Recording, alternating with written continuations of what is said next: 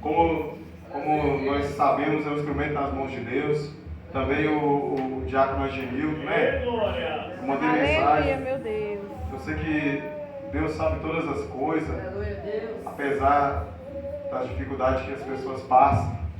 Mas Deus tem um tempo dele para todas as coisas e que Deus aprove, né? Aquele coração ali, porque só Deus sabe a obra que Ele tem na vida do nosso irmão. Êxodo capítulo 3. Aleluia, Jesus. Vou falar em obra. Êxodo capítulo 3.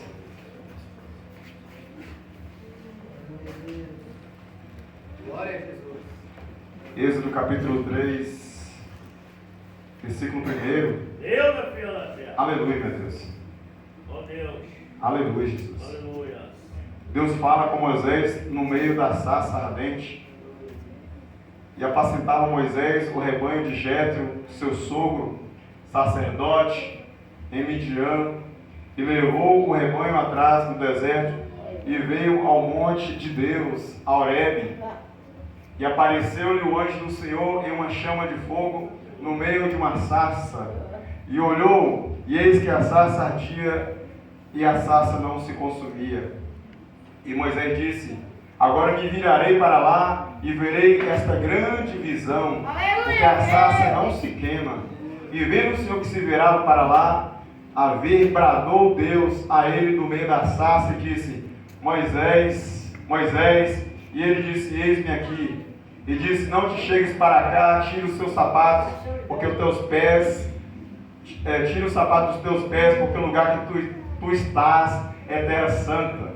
E disse mais: eu sou o Deus de Abraão, o Deus de Isaac e o Deus de Jacó. Aleluia. Louvado seja Deus. Momento de dificuldade, onde o povo está passando por um momento de extrema dificuldade, onde eles estavam sendo escravos naquela terra.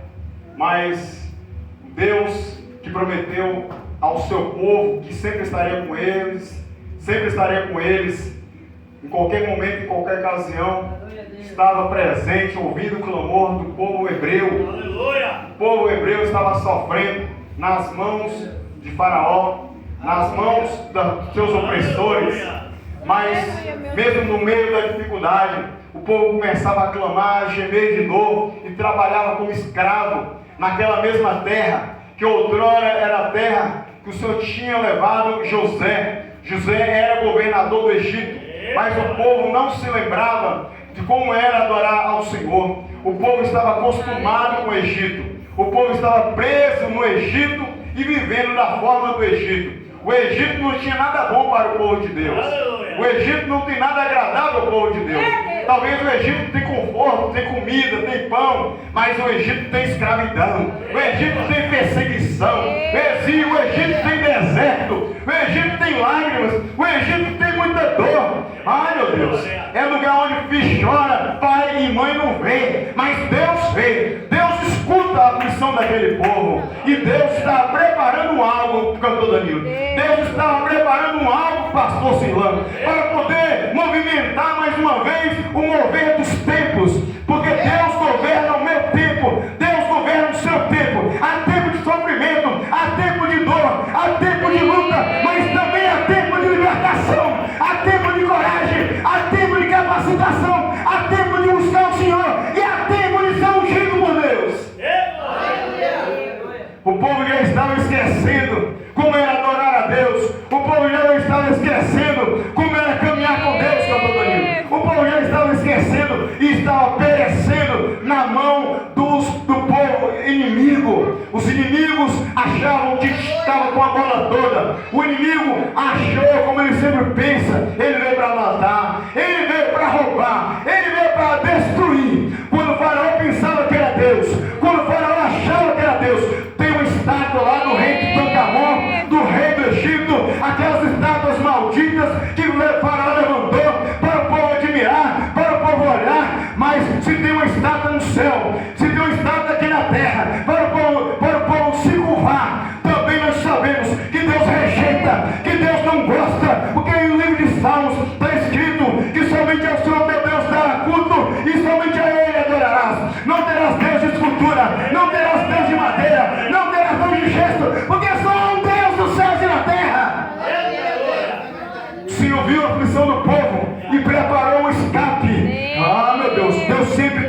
a forma dele de agir. Deus está com você nesta luta. Deus está com você nesta causa. Deus está com você neste ai que você grita, geme, chora a madrugada toda, mas a alegria virá ao amanhecer.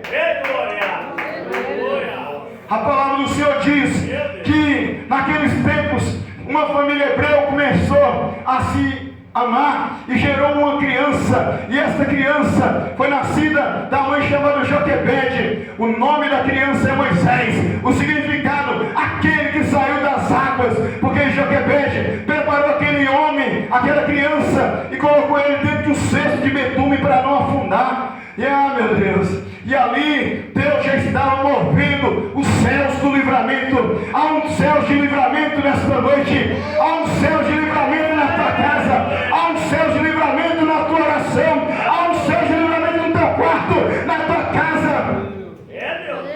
Aleluia, a unção aqui, ó. A unção, porque Jesus disse: tire as sandalinhas dos seus pés. Até aqui você andou lutando com seus sapatos. Até aqui você andou pelejando, cansado, desanimado do trabalho. Mas Deus faz de você agora com uma coça. Você vai andar, você não vai andar, você vai flutuar nessa oração. É por isso que toda vez que você fecha a porta do seu quarto, fala em secreto com papai. Papai anota tudinho, ó. Os olhos de Deus estão como chama de fogo, olhando os ímpios, olhando o bom, olhando o justo, e na hora certa Ele vai te honrar. Então o tempo chegou para aquele povo, o tempo chegou para aquele povo, ao nascimento de Moisés. Deus viu que estava muito grande o sofrimento, e agora eu vou mover a história do povo de Israel, eu vou mover a história daquele povo.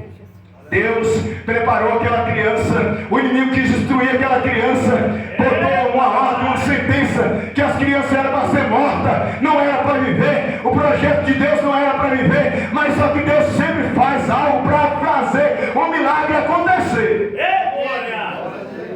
Colocou a criança dentro daquele cesto, dentro daquele rio ali, ó, o rio do Egito, o rio Nilo, e ali estava a filha de Faraó tomando banho. Olha só o mover de Deus. Ah, meu Deus, será que Deus vai fazer algo? Será que Deus vai mover? Ah, meu Deus, não tem os porquê. Tem sim como Deus vai mover. Como é que Deus vai mover? Olha só como Deus trabalha aos olhos do diabo. O diabo pode berrar, o diabo pode fazer macumba, o diabo pode fazer essa brava, o diabo pode enterrar o teu nome lá na cachoeira, o diabo pode fazer o que quiser, mas Deus é que dá a vitória.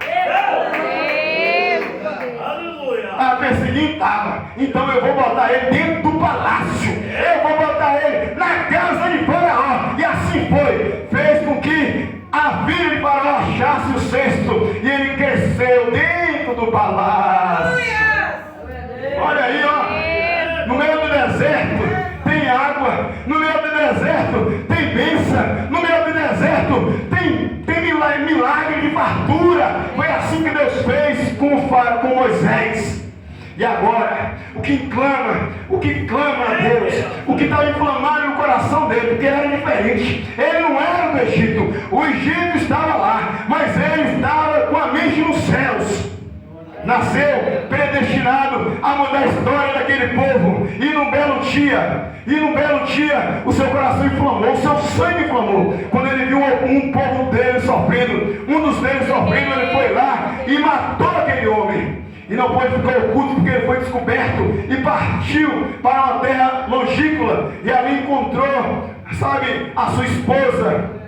E aí ele passou um tempo de preparação, onde ele estava cuidando do rebanho. E Deus começou a bradar, a falar com ele: Moisés, Moisés, Moisés, Moisés. E aí ele olhou para ver o Senhor. Moisés, Moisés, eu vi a aflição do meu povo e te escolhi para ir lá salvar o meu povo da mão do Egito. Pensa que Deus não está vendo? Pensa que Deus te esqueceu? Pensa que Deus te esqueceu do seu povo, das orações, do clamor, do sacrifício, do jejum? Deus ainda é Deus. Diz a palavra do Senhor que ele desceu com tanta coragem. Deus não conta com covarde. Deus não conta com crente covarde. Deus conta com crente quebrantado. E logo o coração de Moisés, que não tinha medo de nada, estremeceu, porque ele viu o fogo queimar. O fogo estava queimando na sarça. E eu acredito, com a revelação divina, que o fogo que estava na sarça começou a queimar no coração dele, pastora. Porque ele não parou mais. Ele só parou aonde Deus permitiu. Sabe o que aquele fogo significa? A presença de Deus. Por isso que não se apagava. Por isso que água nenhuma podia apagar. Por isso que chicotada não podia apagar. Por isso que prisão não podia apagar. Foi aquele fogo que fez Moisés descer com uma coragem. Eu vou descer lá na casa de Faraó e vou provar que o meu Deus é o verdadeiro Deus. Resumindo a história, num grande dia, Deus mostrou o poder dele abrindo o mar vermelho. A história é muito grande, é muito longa. Deus livrou o povo da mão de Faraó. Quando Faraó veio com suas multidões, seus carros de guerra, Deus abriu o mar vermelho.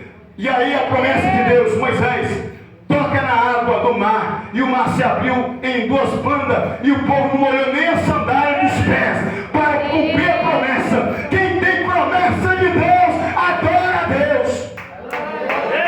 Carnaval, Pedrão, nada disso. O meu fogo está queimando, o seu fogo está aceso. É na casa de Deus, é na sua casa, é na empresa.